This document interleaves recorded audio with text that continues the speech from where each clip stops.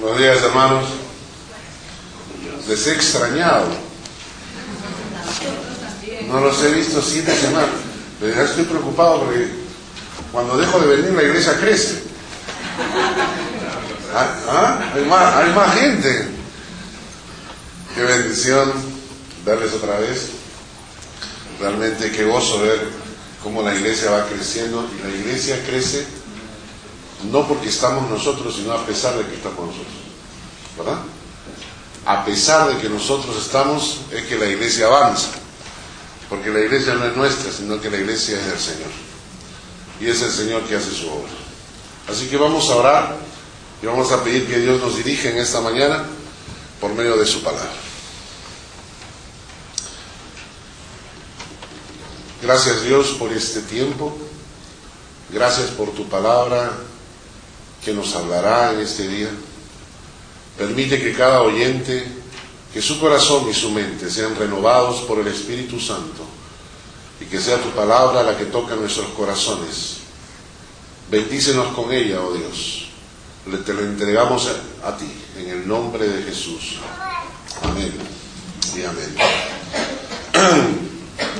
Para las personas que nos están visitando, el año pasado empezamos una secuencia del libro de Apocalipsis. Nos hemos quedado en el capítulo 12 el año anterior, pero antes de entrar al capítulo 13, yo tengo una carga en mi corazón que yo quería compartir con ustedes, y se debe a que justamente cuando hablamos del libro de Apocalipsis, el libro de Apocalipsis es la demostración de la gran soberanía de Dios. ¿A qué me refiero? El día viernes en la casa, en el estudio bíblico de los viernes en la noche, gracias, mi hijo me trajo un recorte de periódico de un artículo que salió acá en Suiza, donde se menciona, ustedes saben, el chip, este chip que está tratando de ser colocado, que ya es colocado en animales. Ya hay vacas que llevan el chip en la pata, de tal manera que cuando las vacas van a otro país, pasan por un escáner, el escáner registra el chip y saben de dónde viene la vaca, quiénes fueron los padres de la vaca, los tíos de la vaca, etcétera, etcétera, etcétera, ¿no?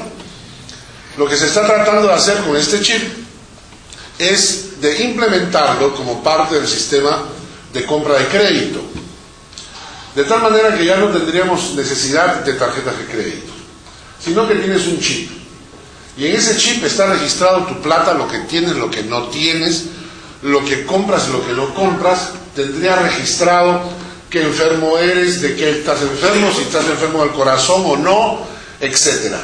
De tal manera que basta con ese chip, tendría toda tu información, y tú podrías a cualquier lugar, te vas a la Migros a comprar, llenas tu carrito y sales con tu carrito y te vas.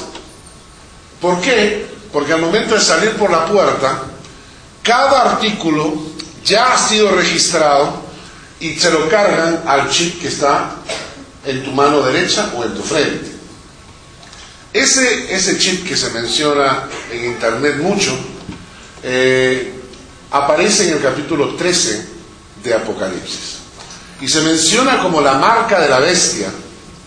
Y lo interesante es que dice que la marca de la bestia va a estar puesta en la mano derecha o en la frente.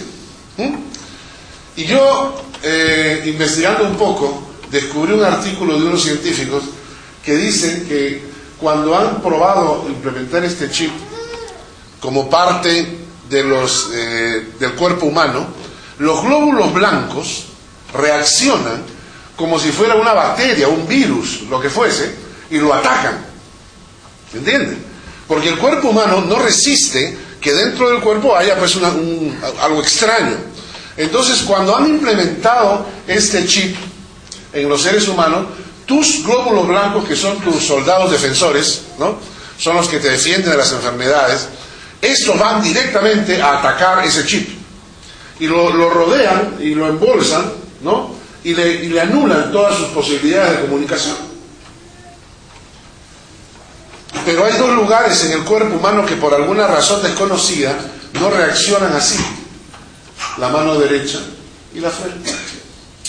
Y entonces estaban diciendo que esto podría ser la solución a este problema, implantarlo en la mano derecha o en la frente. Y en Estados Unidos, los senadores, hay senadores que son cristianos que van a algunas iglesias en Estados Unidos, y estos senadores han planteado oficialmente una propuesta de ley en los Estados Unidos para que no se obligue a nadie a ponerse este chip contra su voluntad. ¿Me entienden? Porque la idea es que este chip va a arrasar en el mundo, y el que no tenga ese chip no va a poder ni comprar ni vender. No vas a poder comprar porque ya no, es como que no tienes plata. Tú vas a ir al banco y le dices, quiero efectivo, y la gente te dice, ¿para qué? Es que yo quiero pagar en efectivo. No, señor, el sistema ya no funciona así. Es como cuando tú en un banco suizo vas a depositar plata en efectivo, te vienen raros, ¿de dónde la sacó? Acá todo es por banco, ¿no es cierto? Todo es interconexión por banco. Acá cuando tú vas al médico, nadie te cobra. Todo el mundo te manda, tú ahí sale un shine, tú lo mandas al banco y se lo paguen. Pues cuando llegue el tiempo, va a funcionar por medio de este chip. Y entonces estos senadores en Estados Unidos están proponiendo que salga una ley que diga que si la persona no quiere, no se le va a obligar contra su voluntad. ¿De acuerdo? Lo interesante, quiero que leamos Apocalipsis capítulo 13. Apocalipsis capítulo 13.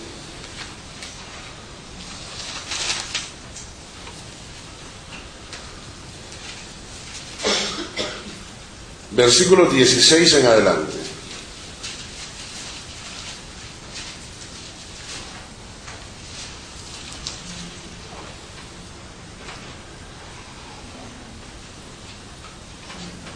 Apocalipsis capítulo 13, versículo 16 en adelante dice: y hacía que a todos, pequeños y grandes, ricos y pobres, libres y esclavos, se les pusiese una marca en la mano derecha o en la frente, y que ninguno pudiese comprar ni vender, sino el que tuviese la marca o el nombre de la bestia o el número de su nombre.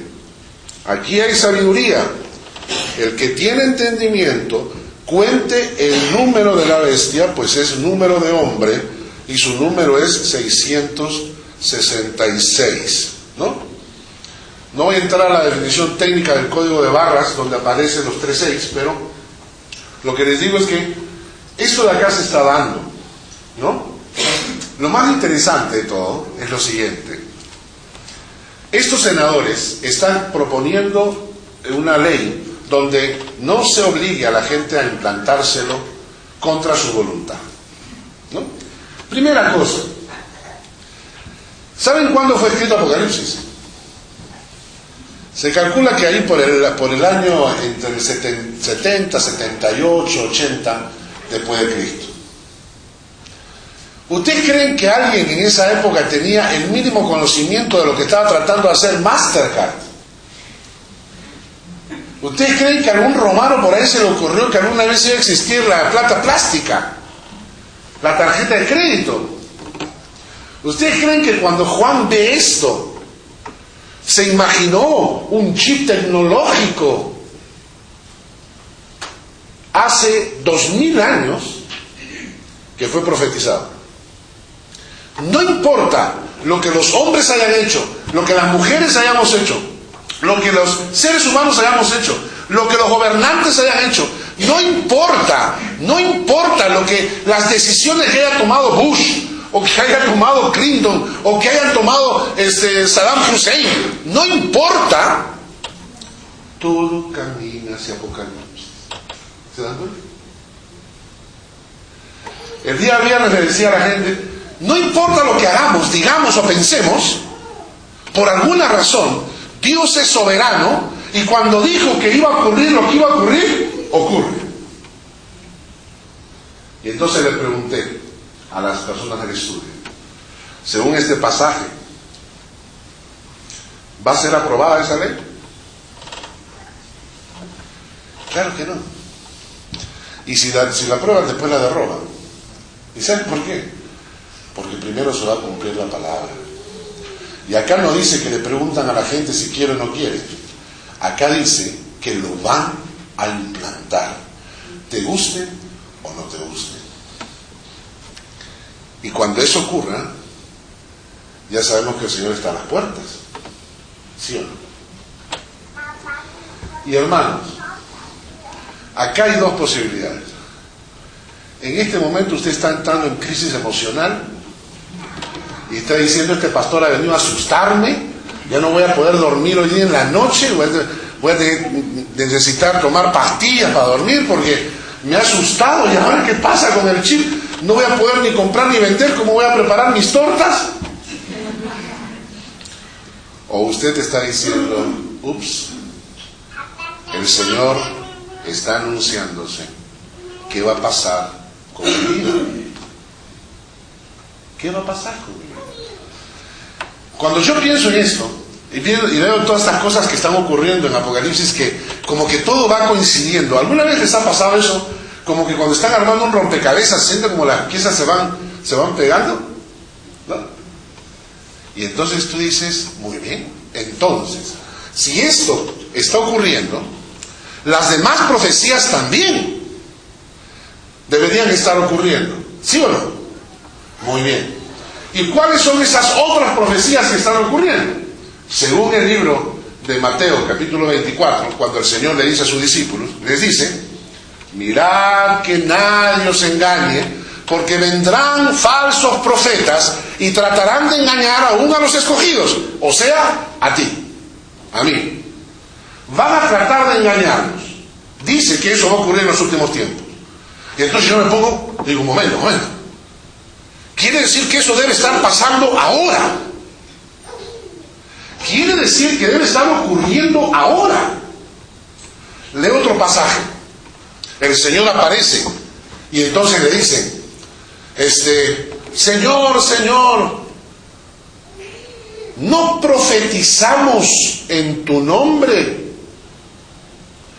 En tu nombre echamos fuera demonios. En tu nombre hicimos señales y milagros. Y Jesús contestó: nunca os conocí.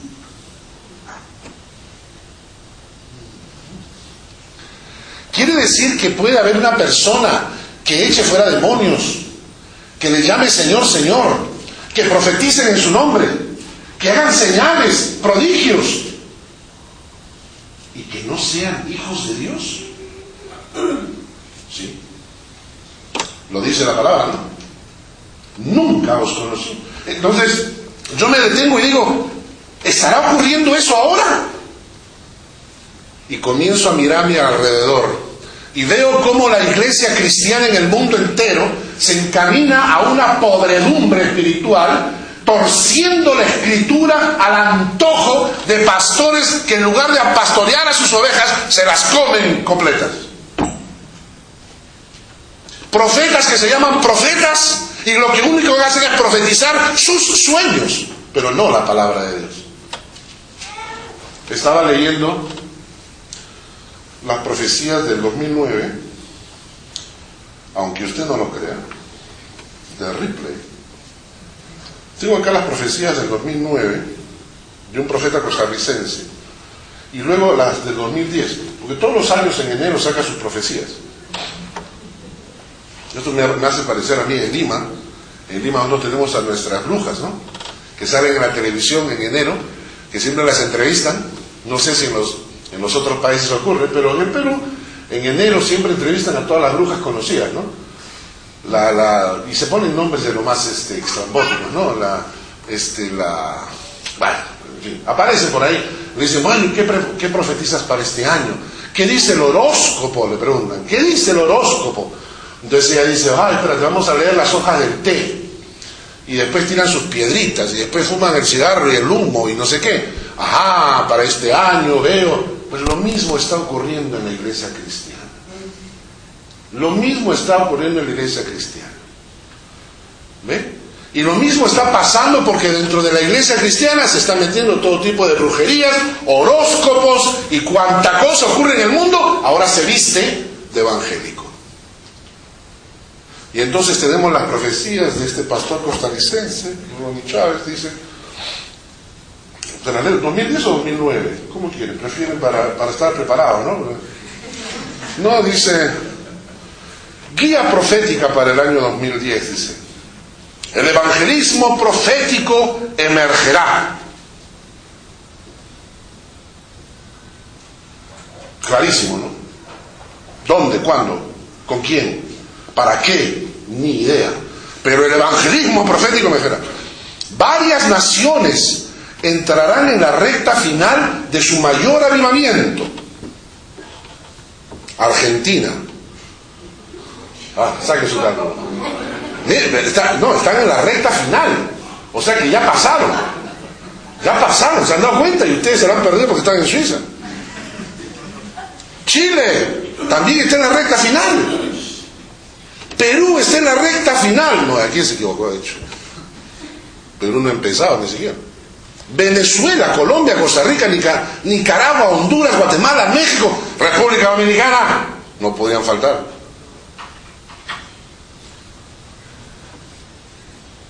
Ustedes han escuchado de que estamos en una carrera de avivamiento mundial a nivel de toda Latinoamérica. Ustedes han escuchado en sus países que los hermanos cristianos en sus países les escriben y les dicen: Carlos, es increíble lo que está pasando en el Perú, cómo Dios se está manifestando y cómo... ¿Ustedes han escuchado esto? Este profeta está diciendo algo, ¿no? ¿Se habrá equivocado? Dicen: el pueblo hispano crecerá más en Norteamérica. Eso no tiene que profetizarlo nadie. Eso lo sabemos todo el mundo evacúa por Estados Unidos. Se inicia nuevo ciclo de misiones latinoamericanas. El 2010 será el despegue de una nueva generación.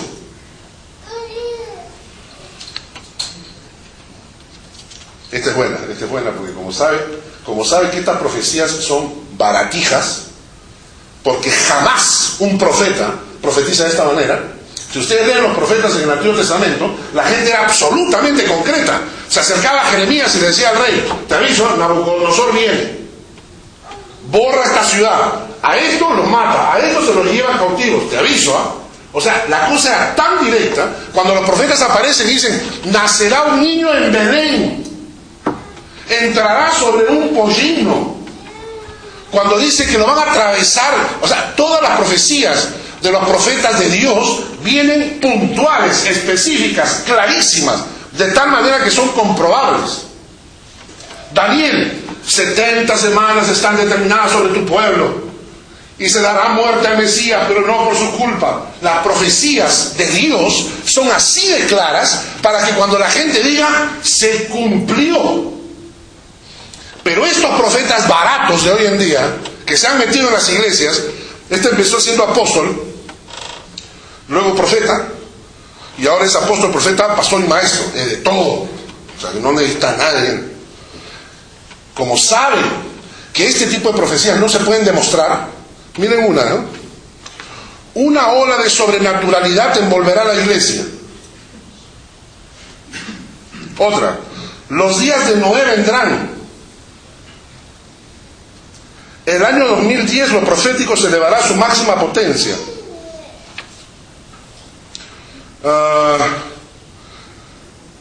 La gran nube de la gloria de Dios se concentra en América Latina. Se activa el espíritu de oración. Antes no se oraba. Ahora este año se activa. Escuchen esta profecía, buenísima, escuchen, ¿eh? Año de la aceleración y cumplimiento. Dios ha dado la orden a sus ángeles de acelerar los procesos para que sus visiones y sus profecías dadas a su pueblo se cumplan más rápidamente de lo usual. O sea, Dios cambia sus tiempos. Hermanos, esto es lo que está ocurriendo en el pueblo evangélico. Y claro, como él empieza a hablar así, tienen que hacer un par de profecías para cuidarse la espalda, ¿no? El año 2010 será el año de las calumnias y la difamación de los profetas.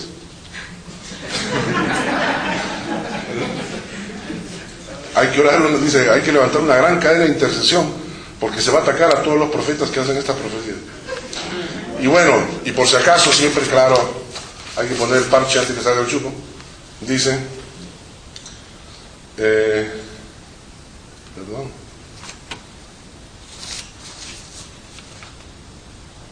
Así. Y nunca se olviden que el año 2010 se iniciarán los años para honrar. Dios nos dará la gran oportunidad de honrar a nuestros profetas y pastores y ministros conocidos por su gran labor en el servicio y ministerio. Hombres y mujeres de bella trayectoria serán reconocidos en este año por su trabajo, por otras generaciones. Será tiempo de honrarlos económicamente, financieramente, con bienes. Es que son las buenas. Y lo peor es que andan sueltos. ¿Y saben qué, hermanos? Son el cumplimiento de la palabra de Dios. Porque la Biblia dijo que en los últimos tiempos van a venir este tipo de gente a meterse dentro de las iglesias para cazar a los tontos. Y cuando nosotros empezamos a decir, no, a mí no me va a engañar, ¿estás seguro? ¿Estás preparado para las cosas de Dios? Quiero que vayamos a Jeremías para que veamos un pasaje que me encanta. Jeremías 23.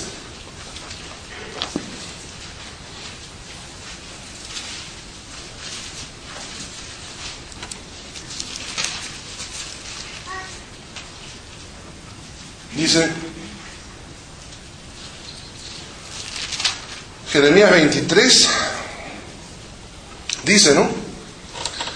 El versículo 16, dice, así ha dicho Jehová de los ejércitos, no escuchéis las palabras de los profetas que os profetizan, os alimentan con vanas esperanzas, hablan visión de su propio corazón, no de la boca de Jehová. Dicen atrevidamente a los que me irritan, Jehová dijo, paz tendréis. Y cualquiera que anda tras la obstinación de su corazón, dicen, no vendrá mal sobre vosotros. Repito el último versículo que es muy interesante. Dice, le dicen atrevidamente a los que me irritan, dice Dios, a los que me están irritando, a los que están pecando, a los que están insultando a Dios, a esa gente, estos profetas les dicen, paz tendrás. Y le dirán a cualquiera que anda tras la obstinación de su corazón, le dirán, sobre ti no vendrá ningún mal. ¿Notan? Y cuando yo pienso en el pueblo de Dios y digo, ¿es el pueblo de Dios hoy en día más santo de lo que fue antes? ¿Ustedes ven dentro del pueblo de Dios esa consagración al Padre? ¿Ustedes ven dentro de los hermanos esa pasión por servirle? No, vemos que las iglesias evangélicas cada vez están más frías y frías. ¿Por qué? Porque se está cumpliendo la profecía. Y la profecía de Jesús dijo que en los últimos tiempos el amor de muchos se enfriará. No dice el amor de muchos tendrá un gran avivamiento. Cuando un profeta viene y te dice, vienen grandes avivamientos en los últimos tiempos, nos está mintiendo, nos está engañando, porque la palabra de Jesucristo, la autoridad por encima de todo, dijo, en los últimos tiempos el amor de muchos se enfriará, porque la maldad se va a multiplicar. Nosotros sabemos que nos encaminamos no a un avivamiento, nos encaminamos a iglesias y cristianos cada vez más fríos. Y tú dirás, momento, yo veo ahí un montón de iglesias, cómo crecen, cómo miles y campañas y cosas gigantescas, rodeadas de milagros, de señales, de prodigios, de liberación de demonios y todo. Y dice Timoteo que en los últimos tiempos la gente no querrá oír la palabra. Según Timoteo 4 dice que se apartarán a las fábulas, y dice la Biblia, buscarán pastores y maestros que les enseñen lo que quieren oír. A mí me lo han dicho. Yo tenía gente en mi iglesia que venía de visita de vez en cuando que son de otra iglesia, y cuando yo predico de esta manera, y cuando yo digo las cosas de esta forma, recuerdo que esta persona se levantaba y se metía a la cocina, a lavar platos, a preparar el café, decía. Y mi esposa me decía, cada vez que tú te paras a predicar, se mete a la cocina. Y entonces, un día hablando, le dije, ¿qué pasa? No, es que, ¿sabes qué? La verdad, Carlos, es que tú siempre que hablas estas cosas a mí me incomodan. Yo le dije, ¿por qué te incomodan? Porque a mí me gustan esos predicadores. Y le dije, ¿por qué no vas a escucharlos? ¿Para qué vienes? No, pero es que, ¿sabes qué? No está bien. Le dije, ¿que no está bien qué? ¿Que se les quite la careta frente a los demás? Lo que pasa es que tú quieres escuchar ciertas cosas y solo te sientes contenta cuando te dicen lo que quieres oír. ¿Y por qué creen que esas iglesias crecen? ¿Quién de ustedes no quiere oír lo siguiente? Si ustedes vienen al Señor, el Señor te va a hacer rico y te va a prosperar. ¿Suena bonito, sí o no? ¿Ah? ¿Suena bonito? ¿Ah? Mira, confiesa que ese Ferrari es tuyo y Dios te lo dará. ¿Suena? ¿Suena o no suena? ¿Ah? Toma posesión de esa casa por la fe y el Señor te la va a entregar. ¡Oh! ¿Quién no quiere oír esas cosas? ¿Y te pique el oído o no? ¿Ah? ¿Por qué? Porque la gente quiere escuchar esas cosas y van a ir a escuchar a los predicadores que les hablan de esa manera. Lamentablemente los que vengan a esta iglesia no lo van a hacer así, porque ustedes van a escuchar otra cosa. Van a escuchar que somos pecadores y que el único que merece gloria es el Señor. Y dice la Biblia que el amor de muchos se enfriará. Así que quiero que vayamos ahora a un pasaje de Ezequiel. Quiero que vayamos a un pasaje de Ezequiel, capítulo 20.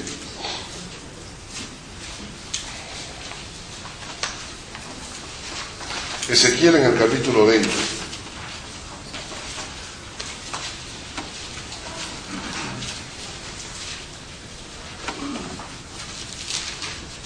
Miren, este es el versículo 1 de Ezequiel capítulo 20, dice: aconteció en el año séptimo, en el mes quinto, a los 10 días del mes, que vinieron algunos de los ancianos de Israel a consultar a Jehová, y se sentaron delante de mí, dice Ezequiel.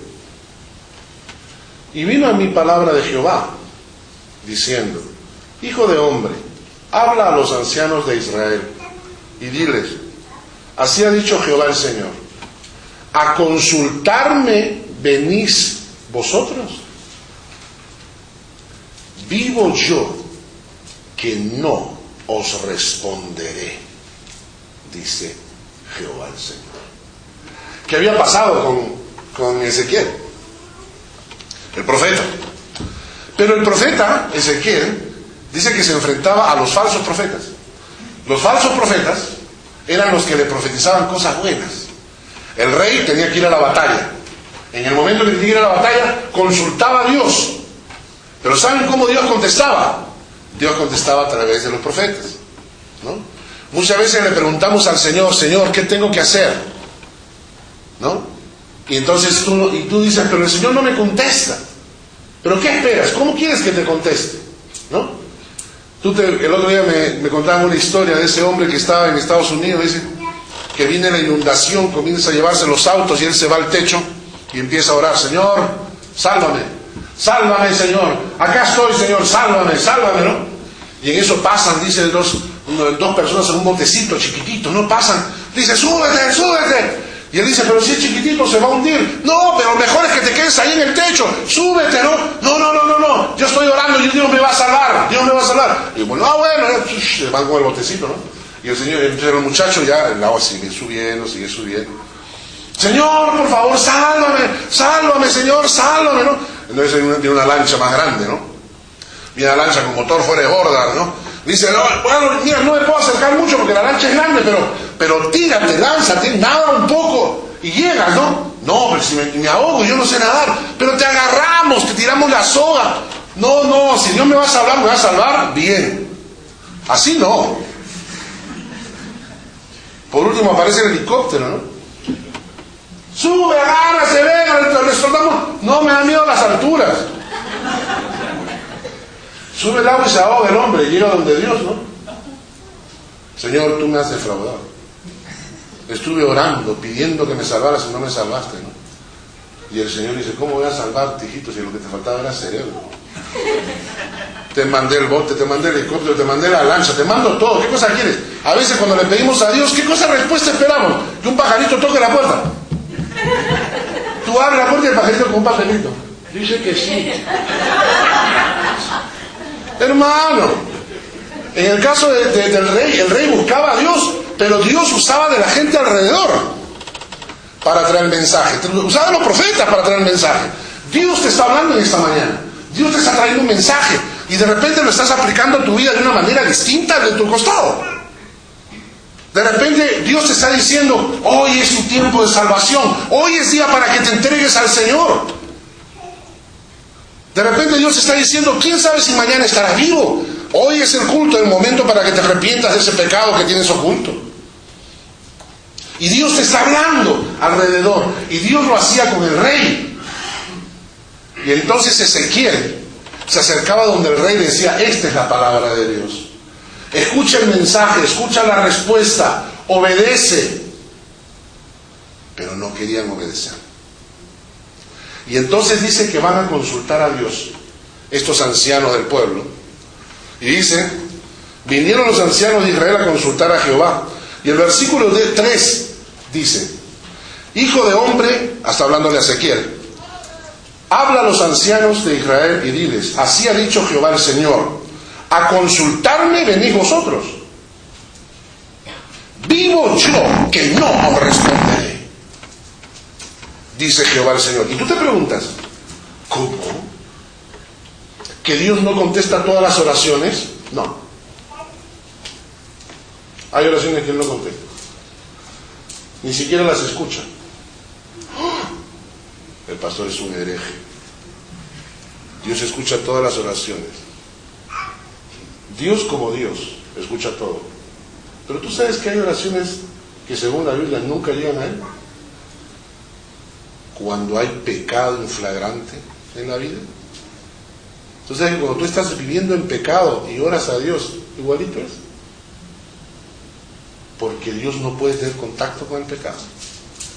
Y sabes, tú dirás, bueno, para que Dios diga que no me va a contestar, se supone que tiene que ser un pecado, pues, ¿no? Maté a mi suegra, o una cosa así que, ¿no? Que sea, pues, ¿no? De peso, ¿no? Bueno, eso no es, o sea, algo que sea fuerte, grave, ¿no es cierto? ¿No? Como decía una amiga, ¿no? O sea, tenía su hijo y su hijo se había casado con la nuera, ¿no? Y la nuera pues no era exactamente a la altura y la capacidad de la madre, ¿no? La madre, pues ustedes saben, la madre siempre cocina más rico, la madre siempre, el hotel mamá es mejor que cualquier otro hotel, ¿no es cierto? Y cómo cuida, y le conoce todos los trucos y las sazones a los hijos, ¿no? ¿Verdad? Y la nuera, pues esas nueras tan de la última moda, de la última época. Jesús no sabe ni cocinar, Dios mío, qué pecado. Entonces ahí aparece la nuera, ¿no? Y la mujer decía, todo es pecado menos hablar mal de la nuera. Pero hermano, para que Dios no te conteste tus oraciones, tú imaginarás qué pecado tan grande debe haber como para que Dios no me escuche. Como para que Dios le diga a estos ancianos, no les voy a responder. Vamos a leer cuál era el pecado. Dice, versículo 8, dice, mas ellos se rebelaron contra mí y no quisieron obedecerme. No echó de sí cada uno las abominaciones de delante de sus ojos, ni dejaron los ídolos de Egipto. Y dije que derramaría mi ira sobre ellos para cumplir mi enojo en ellos en medio de la tierra de Egipto. Con todo a causa de mi nombre, para que no se infamasen ante los ojos de las naciones, en medio de las cuales estaban, en cuyos ojos fui conocido. Ahora quiero que lean el versículo, vamos a leer el 10 hasta el 12. Miren,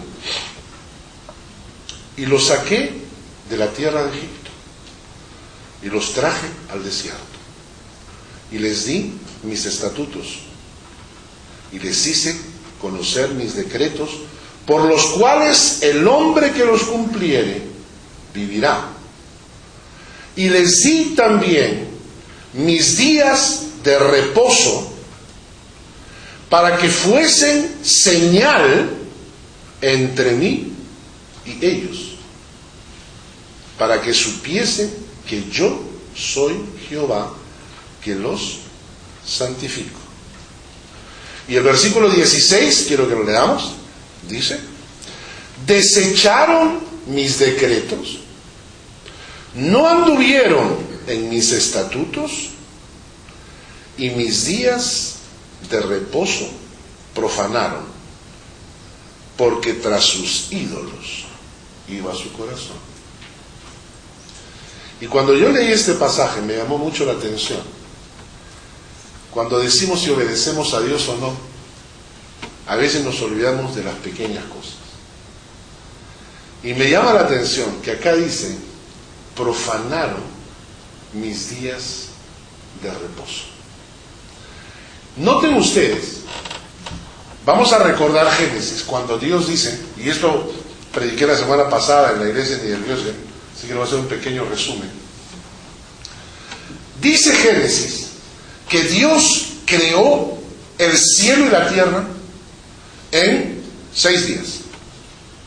Y el séptimo, ¿qué hizo? Descansó. ¿Por qué? Porque estaba cansado, ¿no? Después de 6 días, el creador del universo estaba con dolor de espalda, le dolía la columna, estaba con estrés, ¿no? Así que le dijo a Adán: ¿sabes qué? Encárgate un ratito tú de la chamba, yo me quedo acá a descansar. Eso le dijo Dios a Adán. No, lo que pasa es que Dios trabajó con mucho ánimo, trabajó 6 días. Al 6.º día, en la tarde, hizo a la mujer, tuvo que descansar. No, tampoco. ¿Qué pasó? ¿Por qué Dios tiene que descansar el 7.º día? ¿Acaso necesita descansar? ¿Acaso Dios necesita renovar fuerzas? No. Cuando Dios establece esta norma del 7.º día de descanso, lo está haciendo para establecer una ley de la creación. Hay una diferencia entre las leyes mosaicas y las leyes de la creación. Las leyes mosaicas son las que Dios estableció a través de Moisés, pero las leyes de la creación son leyes que todo ser humano debería guardar. Y cuando nosotros no guardamos estas leyes, nuestro cuerpo se afecta, la salud se afecta. Cuando Dios descansa el 7.º día es para decirte: tu cuerpo humano está hecho para trabajar 6 días y descansar 1. En la época de la guerra, cuando Hitler trató de cambiar las normas, hacer que la gente trabajara 9 días y descansar 1 era, ¿no? O trabajar 10 días y descansar 1. ¿Qué ocurrió? Comenzó a caer la producción, porque la gente podía hacerlo durante el primer mes, pero en el segundo mes su cuerpo ya no le daba. Trabajar 9 días y descansar 1 era demasiado. La gente se iba agotando, el rendimiento comenzó a bajar, la producción comenzó a bajar. Porque somos seres humanos hechos de tal manera para trabajar 6 días y descansar 1. Ahora quiero que veamos ese texto bíblico. Quiero que vayamos al libro de Génesis. No, al libro de Éxodo, al capítulo 20, versículo 9. Éxodo, capítulo 20, versículo 9.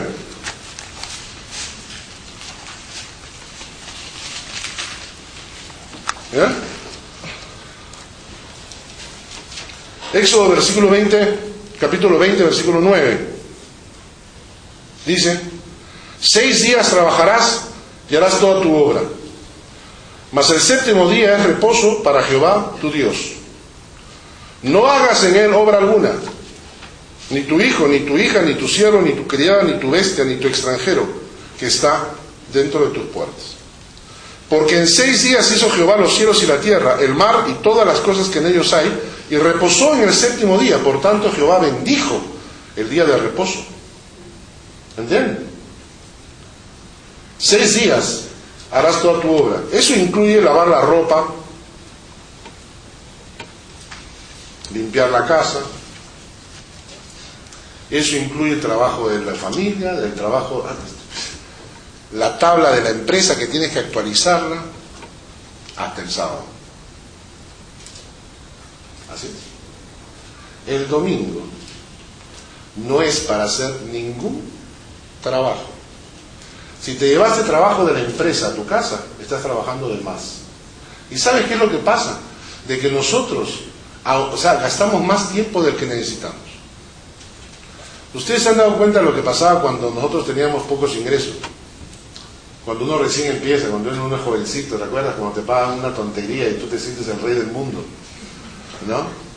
Cuando sientes, bueno, en el Perú, pues, mi primer sueldo fueron $5 al mes. Y con eso yo me pagaba mis cursos de estudio en el seminario, me compraban mis libros, con $5 al mes, 5 francos al mes me daba. Después subí, era millonario, recibía 25. A partir de ahí yo caminaba con la cabeza así alzada. ¿Ah? Y no es cierto, cuando comenzamos a recibimos nada. ¿Y cuál? Y si tus sueldos son 1.000 francos, gastamos 1.200. ¿Ah? Claro, porque somos latinos. Si fuéramos suizos, gastamos 650. Y 350 gastamos para el futuro, ¿no? ¿No es cierto? Y parte de eso lo compramos en seguros, que es importante los seguros. Pero no, nosotros somos latinos, pues nosotros ganamos 1.000, gastamos 1.200, ¿no? Y entonces te faltan 200, entonces tú luchas y dices, no, jamás, yo tengo que salir de esto. Y te buscas un trabajo mejor o trabajas más horas y te pagan 1.500. Y ahí descubres que necesitas 1.700, ¿no? Y entonces, y así va yendo tu vida, y tu vida va aumentando, y a la medida que ganas más gastas, ¿no? Porque así somos, porque nunca nos enseñaron a ahorrar. Ojalá se nos mete en la sangre latina esa parte de la cultura suiza, del ahorro. Eso es algo bueno que los suizos tienen. Nosotros hemos vivido con 1.200, ¿ah? Hemos vivido con 1.200. ¿Por qué no podemos seguir viviendo con 1.200 cuando el sueldo es de 1.500? Podríamos, pero es disciplina. Lo mismo que hacemos con el dinero, lo hacemos con el tiempo. Lo mismo. Y entonces, cada vez asumimos más responsabilidades en nuestro tiempo y comenzamos a saturar el tiempo y no podemos decir que no. Y entonces nos falta el tiempo. Y como decía este economista, el ministro de Economía peruano, cuando le preguntaron qué le iba a pedir a Papá Noel por Navidad, agarró y dijo, yo le voy a pedir que la semana tenga 8 días y los días 36 horas. Porque no te alcanza el tiempo, porque haces más. ¿Y sabes qué? Si estás haciendo más, eso ya corre por tu cuenta, no es por Dios. Si Dios te dice, en 6 días tienes que hacer tu trabajo y el 7º descansar, te está hablando de tu salud. Y cuando tú tienes tanto que hacer, que hasta el domingo tienes que invertirlo, le estás robando a Dios lo que es de Dios. Ahora, te hago una pregunta. ¿Qué dijo el Señor? ¿Cada 6 días uno descansas? ¿O dijo cada 13 días uno descansa? ¿Ah? ¿Cada 6? ¿Por cada 6? Uno. ¿No? Quiere decir que es semanal el asunto. ¿Ah? Y dice la palabra, y quiero que leamos el mismo pasaje de Éxodo, miren, el versículo 8, dice, acuérdate del día de reposo, ¿para qué? Díganlo en voz alta. Para santificarlo. Quiere decir, la palabra santificar significa apartado para Dios. Cuando la gente te dice, tú eres un hombre santo, te están diciendo, en el griego te están diciendo, tú eres un hombre apartado para Dios. Esa es la palabra. El término significa apartado para Dios. Significa que cuando Dios dice, 6 días trabajarás y un día será de reposo santificado, está diciendo que no solamente es para que descanse tu cuerpo, para que dejes esas actividades que haces durante toda la semana y tu cuerpo pueda relajarse, descansar, etc., pero también te está diciendo que es un tiempo apartado para Dios. Cada domingo tú tienes un termin con el Padre. En alemán le decimos termin para las visitas que nos acompañan ahora. Termin significa una cita. Tienes una cita con el Padre. Cada domingo tienes una cita con el Padre. ¿En qué? ¿Qué hemos hecho para que Dios no conteste nuestras oraciones? Desobedecemos a Dios. ¿En qué cosas? En algo tan elemental como separar el domingo para el Señor. Yo sé que me van a odiar varios. Y claro, yo tengo un termín con el Padre cada domingo. Ustedes tienen una bendición. Ustedes tienen culto todos los domingos. Acá no hay nadie que se escape. Yo he visto caras, a veces yo vengo cada 15 días, ¿no? Entonces, yo a veces veo caras una semana, pero no las veo. Y me imagino, hago de buen corazón y digo, deben estar afuera en la escuela dominical, ¿no? Enseñando como maestros. Pero la verdad, ¿sabes lo que pasa con nosotros acá en Suiza? Es que nosotros estamos entrando en ese vértigo de los últimos tiempos. Cuando dice la palabra que en los últimos tiempos la maldad se multiplicará y el amor de muchos se enfriará. Y yo no veo la pasión de los hombres y las mujeres para ir a la iglesia. A veces vamos porque no hay nada más que hacer, ¿no? Mujer, ¿y el domingo qué hacemos? ¿Con quién almorzamos? Oye, no hay nadie. Ya, vamos a la iglesia, pues, ¿no? Algo así, ¿no? ¿Ah? ¿No es cierto? O si no, es como para jalarlo con cadena, ¿no? Vamos a la iglesia y el marido, no, por favor, no. Y la mujer, te castigo, ¿ah? ¿Te castigo? No, por favor. Ya, no me hables. Ya, pues vamos. Y viene el marido todo, ¿no? ¿En qué hemos desobedecido al Señor? En cosas tan elementales como saber que el domingo es día del Señor. Pero hay otra cosa más. Por ejemplo, quiero que vean ustedes un versículo más. ¿Se acuerdan ese pasaje que acabamos de leer de Ezequiel? Cuando Dios dice que el día de reposo será una señal. Dice que el día de reposo será una señal entre los que son hijos de Dios y los que no lo son. ¿Notas? ¿Te acuerdas ese pasaje que dice, y pondré una señal, mis días de reposo, señal entre mi pueblo, entre yo y mi pueblo, para que sepan que yo los santifico? Cuando Dios dice esto, está diciendo que el día de reposo, el día domingo, el día del Señor, ese es el día en que se demuestra, se enseña, es la señal, es la marca que determina cuál es el pueblo de Dios. ¡Qué fuerte! ¡Qué fuerte! En Lima decíamos que el domingo, o sea, sábado con corbata, adventista. Domingo con corbata, evangélico. Como que la corbata fuera la marca, pero Dios dice que no, que la gente debe reconocerte a ti como pueblo de Dios. ¿Y cuál es la marca? Él guarda todos los domingos para el Señor. La señal que te diferencia del hijo del diablo es que tú has reservado el domingo para tu Señor. ¿Eres hijo de Dios? Un pasaje más. Por ejemplo, dice en Ezequiel 46:3. Ezequiel 46:3.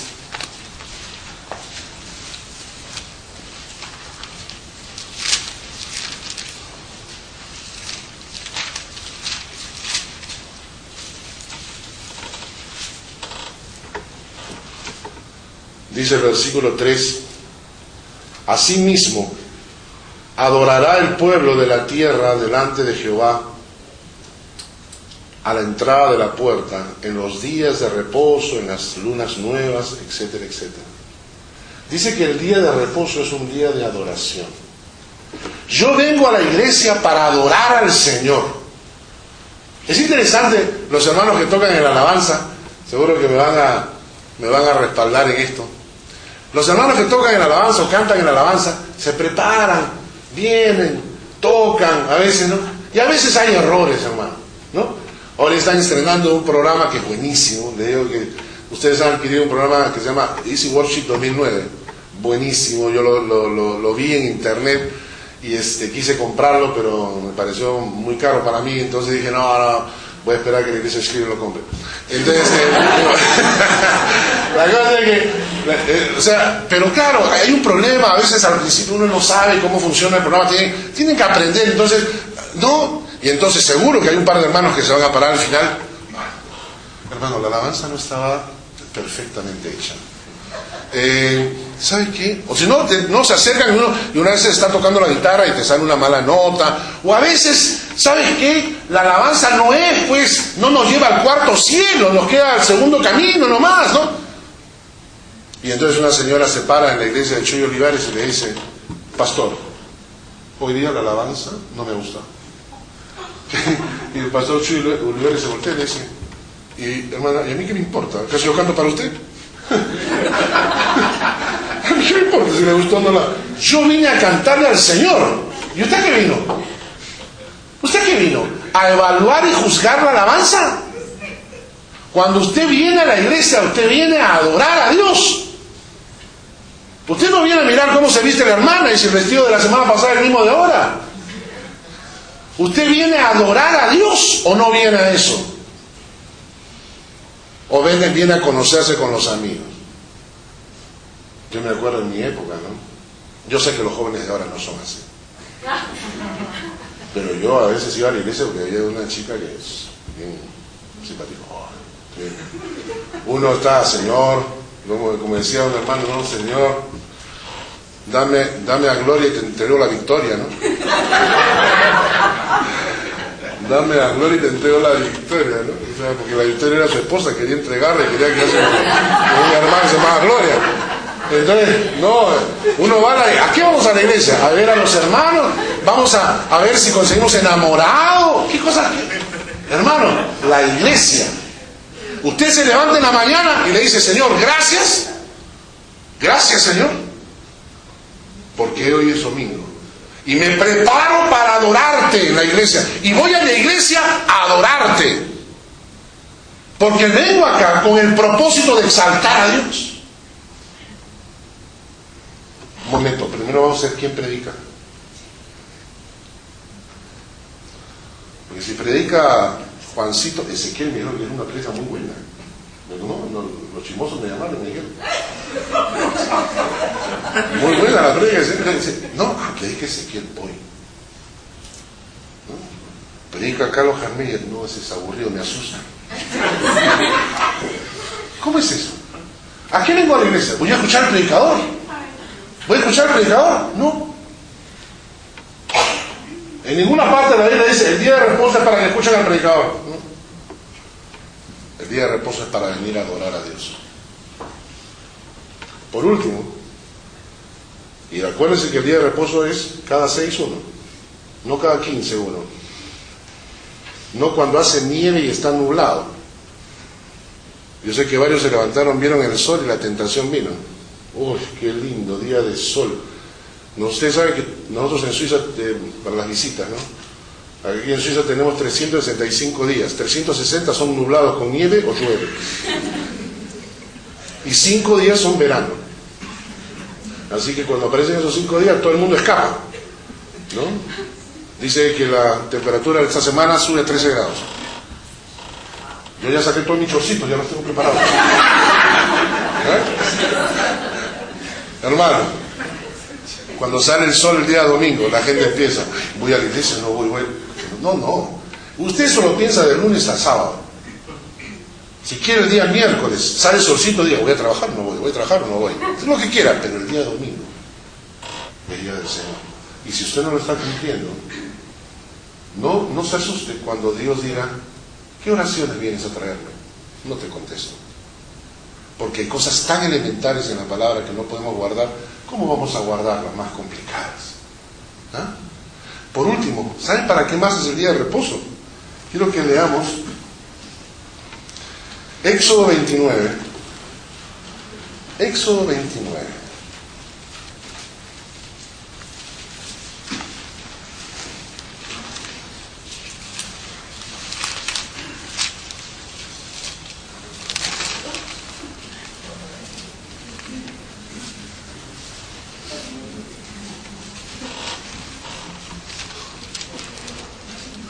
¿Ya lo tienen?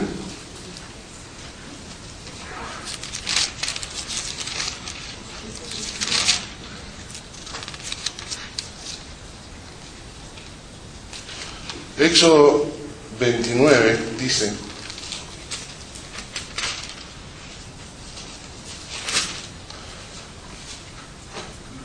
por 7 días harás expiación por el altar, lo santificarás, será un altar santísimo, cualquier cosa que tocar el altar será santificada, dice. Versículo 37.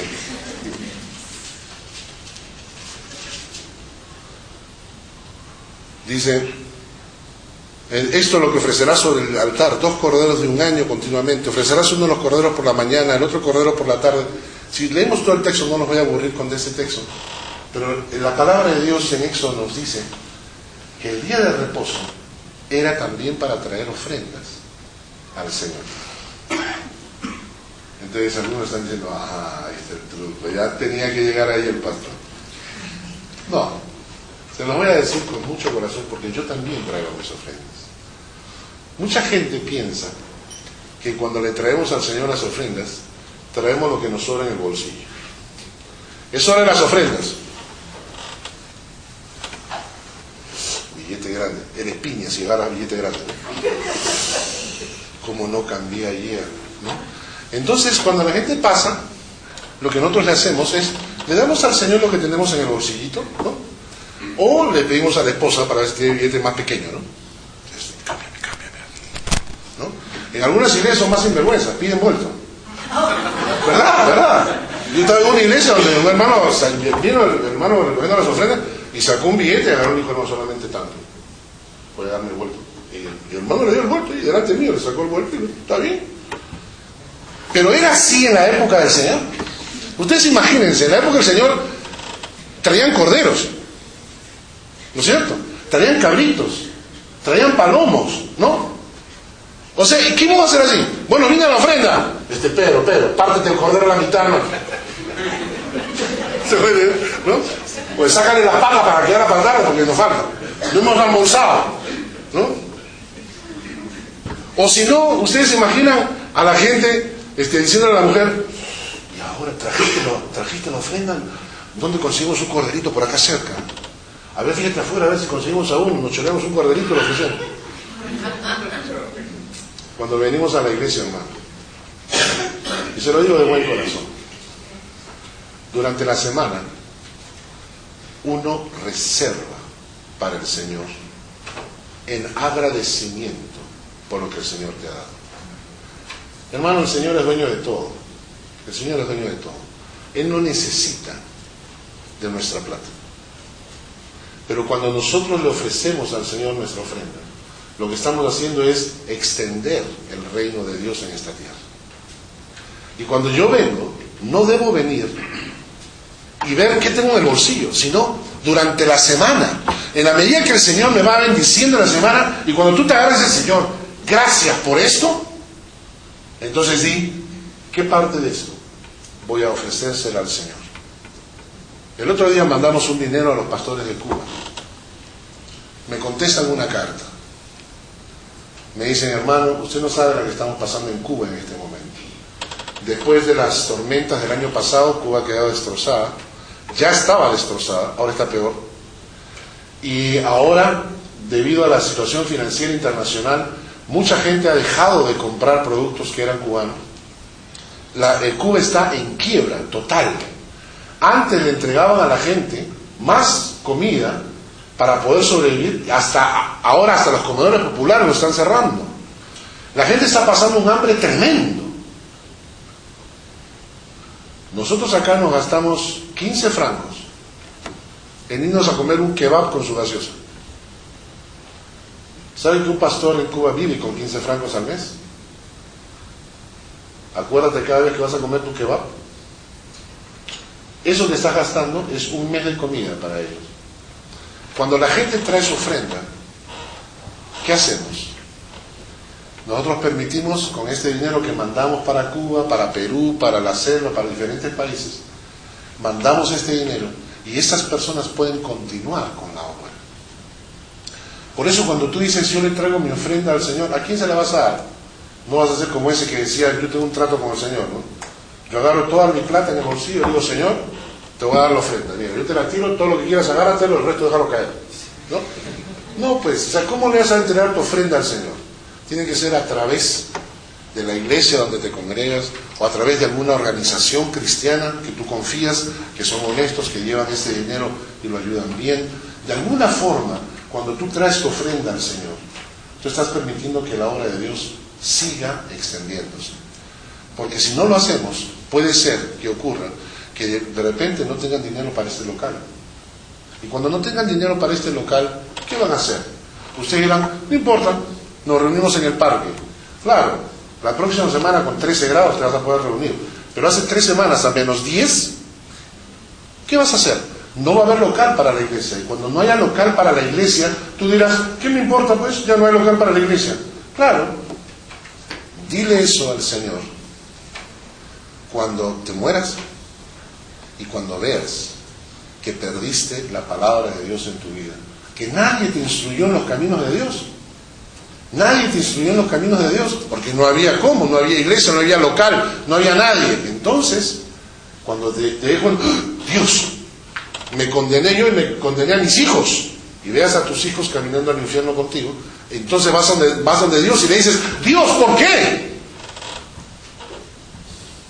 Y Dios te va a decir, es simple, te di la oportunidad de escuchar la palabra y tú preferiste comer tu kebab, ahora disfruta. Hermanos, cuando traemos nuestras ofrendas al Señor, nosotros las preparamos de antemano. No venga a la iglesia para dar lo que le sobra, no. Usted honre a Dios,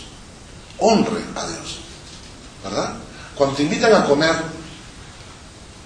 ¿qué haces?